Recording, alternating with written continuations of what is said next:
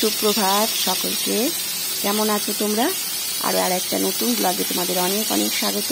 আর এখানে সকালবেলায় রান্না করতে চলে এসেছি, ভাতও বসিয়ে দিয়েছি। আর এখানে ভোলা মাছ করবো বলে ভোলা মাছটা ভেজে কষাচ্ছি। কি বলো তো, সকালবেলায় উঠে না ইচ্ছে করে না, কিন্তু এনার্জিটা নিয়ে কাজে চলে আসি। যদি এনার্জিটা না নিয়ে কাজে আসি তাহলে কোনো কিছুই ভালো হবে না, খিটখিটে লাগবে। তাই মনটাকে সব সময় ভালোভাবে নিয়ে তারপর কাজ শুরু করি সকালবেলায়। এখন বাজে হচ্ছে 7টা।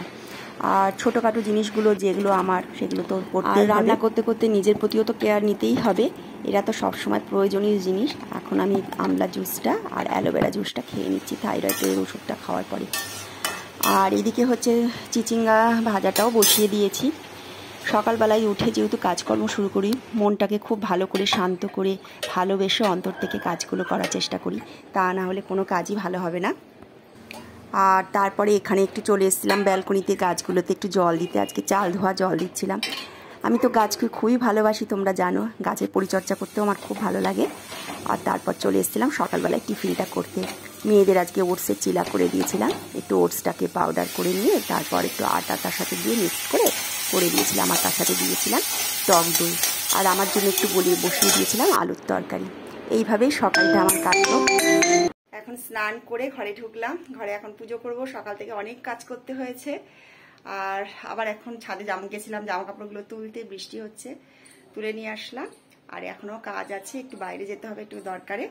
আগে পুজোটা সেরে নিই। আর এখন অনেকখানি বেলা হয়েছে, খাওয়া দাওয়া করে নেবো। কি কি রান্না করেছি আর একবার তোমাদের দেখিয়ে দিই। এই যে এখানে চিচিঙ্গা ভাজা, ভাত বেড়েও নিয়েছি, আর একটু পেঁপে সিদ্ধ দিয়েছি মেয়েদের সাথে। আর মাছ তো দেখালামই সকালে তোমাদের, ভোলা মাছ করেছি। আর কালকের ডালও আছে, একটু টক দইও আছে। এই দিয়ে খাওয়া হবে দুপুরে। আর এখন একটু ছাদে এসেছি।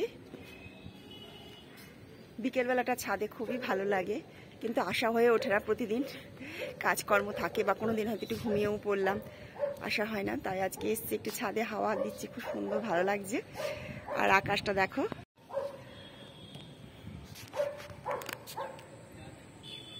কোথাও মেঘ, আকাশ কালো করে আছে, কোথাও কি সুন্দর একটু পরিষ্কার।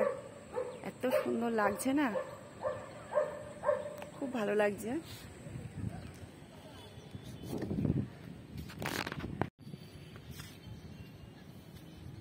এখন একটু হাঁটাচলা করব ছাদের মধ্যে। আর এখন একটু হচ্ছে হাঁটাহাঁটি করবো একটুখানি।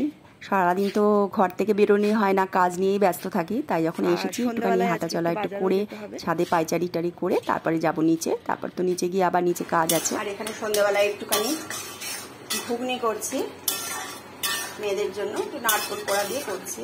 নারকেলটাকে একটু ভেজে নিয়েছি। আর এদিকে একটু চা বসিয়ে দিয়েছি আমার জন্য।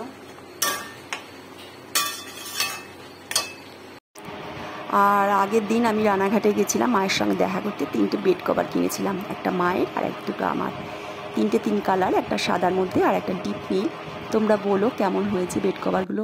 আর এখন হচ্ছে ঘুগনিটা হয়ে গেলে মেয়েদের দেবো, একটু চা খাবো, তারপরে যাবো বাজারে। কাল বৃহস্পতিবার ফুল টুলো আনতে হবে। আর একটা ব্লাউজ তৈরি করতে দিয়েছিলাম, তোমাদের দেখিয়েছিলাম শাড়িটার, ব্লাউজটাও নিয়ে আসবো। পরের ব্লগে সেটা দেখাবো। সকাল থেকে কি করলাম তোমাদের দেখালাম। যদি ভিডিওটা ভালো লাগে প্লিজ চ্যানেলটা সাবস্ক্রাইব করে আমার একটু পাশে থেকো তোমরা। আর একটু কমেন্ট করে জানিও কেমন লাগছে ভিডিওগুলো। শুভরাত্রি।